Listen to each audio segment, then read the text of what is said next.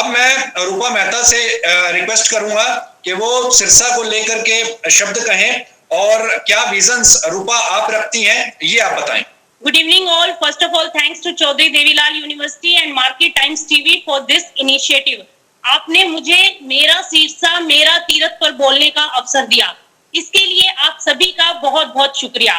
क्योंकि मैं खुद सिरसा से बिलोंग करती हूँ और वहीं पर पैदा हुई हूँ, वहीं मैंने भी अपनी एजुकेशन की है और सिरसा की मिट्टी ने ही शायद मुझे इस लायक बनाया कि आज मैं आप सब लोगों के सामने इस समिट में जुड़ पा रही हूँ। और शायद हो सकता है कि मुझे आगे ऐसी अपॉर्चुनिटी नजर आती है सिरसा में कि मुझे अपनी मातृभूमि के लिए कुछ करने का अवसर मिले।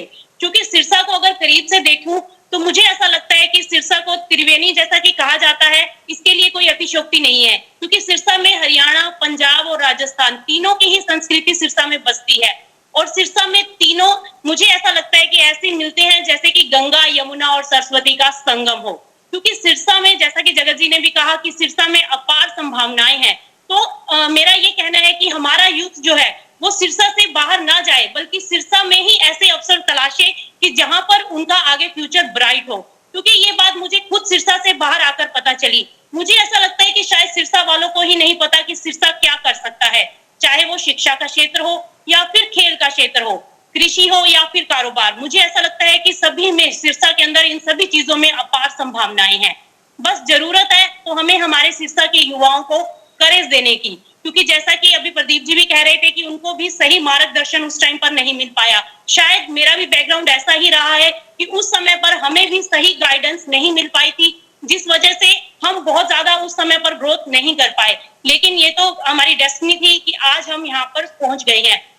इसी तरह से हम सिरसा वालों के अंदर मुझे ऐसा लगता है कि कहीं ना कहीं कॉन्फिडेंस की भी कमी है। अगर यूथ को सही दिशा मिले तो हम सिरसा वाले दुनिया में अपनी एक अलग जगह बनाने का मादा रखते हैं। क्योंकि बीते 15 सालों से मैं खुद इस कमोडिटी मार्केट से जुड़ी हुई हूँ, कृषि कमोडिटी में काम भी कर रही हूँ और सिरसा से ही मुझे लगता है कि ऐसा कि कहीं ना कहीं मैं सिरसा से बिलोंग करती हूँ, इसलिए मैं ये सब कर पाने में सक्षम हूँ। और मुझे ऐसा लगता है कि आगे भी मैं इसी दिशा में काफी कुछ कर सकती हूँ। सिरसा में सभी लोग ये तो जानते हैं कि एग्रीकल्चर लैंड है, यहाँ पर नरमा, कपास, धान, गेहूं, ग्वार, कीनू, माल्टा, इस तरह की खेती जो है वो जबरदस्त होती है और इन सभी उत्पादों में सिरसा अव्वल भी है। लेकिन फिर भी उस हिसाब से सिरसा अपनी इन कमोडिटीज की मुझे ऐसा लगता है कि मार्केट नहीं कर पा रहा है। कुल मिलाकर अगर बात करूं तो सिरसा के युवाओं में ऐसी संभावनाएं हैं कि वो सिरसा में रहकर ही कुछ ना कुछ अच्छा, बहुत अच्छा मुझे ऐसा लगता है कि वो कर सकते हैं। क्योंकि आज अगर हम देखें तो एक गांव में बैठा आदमी अमेरिका की हर गतिविधि को देख पा रहा है, तो क्यों ना हम सिरसा में रहकर हमारे सिरसा के ही युवाओं को सही दिशा अगर मिले तो वो बहुत कुछ आगे चलकर कर सकते हैं। लेकिन ऐसा, जैसा कि मुझे ऐसा लगता है कि यहाँ पर मार्केट जो है वो सिरसा अच्छे से अपनी मार्केटिंग नहीं कर पा रहा है। क्योंकि इसकी एक मेन रीजन यही है क्योंकि हम रिसर्च में कमजोर हैं। जैसा कि अभी पीछे मैं हाल ही में एक एग्जांपल आपके सामने शेयर करना चाहूंगी कि जैसा कि अभी दुबई में ट्रेड फेयर लगा था, तो वहां पर हमने ऐसी काफी एग्रीकल्चर कमोडिटीज जो थी, ऐसे काफी वेजिटेबल्स थी जिनको हमने एक्सप्लोर किया और मुझे लगता है कि वो सारी वेजिटेबल्स हम सिरसा में भी वहां पर ग्रो कर सकते हैं। और अगर उनके फ्लेवर में कुछ टेस्ट में चेंज कर दिया जाए, कुछ नया इनोवेशन कर दिया जाए और उनको एज अ स्नैक्स अगर प्रोड्यूस किया जाए तो वो काफी बड़ा एक मार्केट जो है वो कैप्चर कर सकते हैं हम। तो मुझे लगता है कि हमारे सिरसा वासियों को इस दिशा में काम करने की आवश्यकता है। क्योंकि अभी गवर्नमेंट भी काफी इनिशिएटिव ले रही है एग्रीकल्चर को लेकर।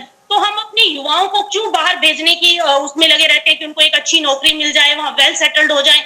क्यों नहीं हम अपने बच्चों को ये गाइडेंस देते हैं कि आप एंटरप्रेन्योर बनो, आप नई इनोवेशंस करो, कुछ ऐसा करो कि लोग आपको याद रखें कि आप ब्रांड बन गए हो, आपने कुछ ऐसी अपनी प्रतिभा दिखाई है। क्योंकि अगर हम बाहर भी कहीं जॉब के लिए जाएंगे तो वहां पर भी हमें अपना टैलेंट दिखाना होगा, तो क्यों ना वो टैलेंट हम अपने काम में दिखाएं, कुछ नया इनोवेशन करें। क्योंकि मैं रिसर्च से जुड़ी हुई हूँ, इसलिए मुझे ऐसा लगता है कि रिसर्च के अंदर वो ताकत है कि हम किसी भी ऐसी चीज के अंदर कुछ भी इनोवेशन कर सकते हैं और उसके अंदर हम पूरी मार्केट को कैप्चर कर सकते हैं। जैसे कि अभी मैंने वेजिटेबल के बारे में बताया, अगर हम वेजिटेबल की शेल्फ लाइफ बढ़ाकर उसको फ्रोजन आइटम बना देते हैं, फॉर एग्जांपल लेडी फिंगर, भिंडी, जिसे कि काफी बच्चे खाना पसंद नहीं करते लेकिन दूसरे तरह के स्नैक्स काफी पसंद करते हैं, अगर उसके फ्लेवर में चेंज कर दिया जाए और उसको फ्रोजन आइटम में तब्दील कर दिया जाए तो वो एक ऐसा स्नैक्स उभर कर सामने आ सकता है जो कि ना केवल बच्चों के लिए बल्कि बड़ों के लिए भी काफी फायदेमंद होगा।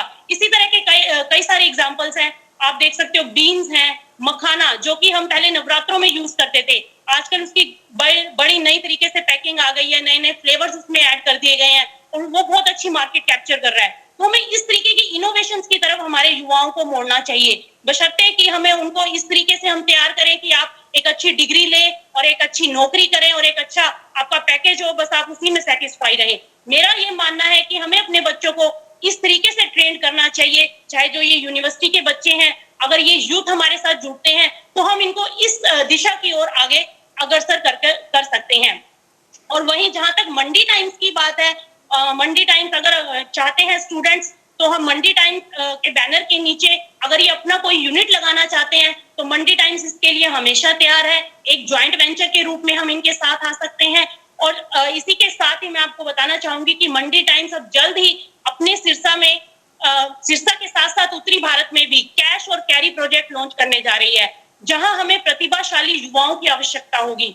तो मैं Chaudhary Devilal university campus placement में यहाँ पर चाहूंगी कि अगर हमें अनुमति मिले तो हम यूनिवर्सिटी के ही बच्चों को आगे आने वाले 6 महीनों के अंदर हम कम से कम, क्योंकि अभी मैं बहुत बड़ा विजन तो अभी नहीं दे पाऊंगी, लेकिन अभी इनिशियली मैं ये कह पाऊंगी कि हम 100 से 200 युवाओं की अभी ज्वाइनिंग एट प्रेजेंट हम कर सकते हैं विद इन 6 मंथ के पीरियड के अंदर, क्योंकि अभी हमारा सिरसा में काम चल रहा है। तो हम एक इस प्लेसमेंट की ओर हम जा सकते हैं। अगर यूनिवर्सिटी हमें अलाउ करती है तो हम इनके बच्चों को ले सकते हैं। और इसी के साथ ही युवाओं के, हमारी सिरसा के युवाओं के लिए ये कोशिश होगी कि अगर वो भी अपना कुछ एंटरप्रेन्योर बनना चाहते हैं, अपना कोई बिजनेस सेटअप करना चाहते हैं, एग्रीकल्चर सेक्टर में जाना चाहते हैं, तो उसके लिए मंडी टाइम्स हमेशा उनके साथ खड़ा है।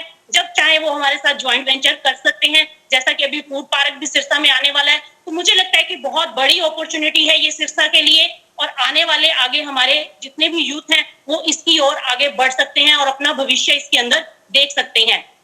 इसके अलावा अगर आप सबको लगता है कि हमारी कंपनी अगर सिरसा के युवाओं के लिए कुछ और नया कर सकती है तो हम उसके लिए भी तैयार हैं।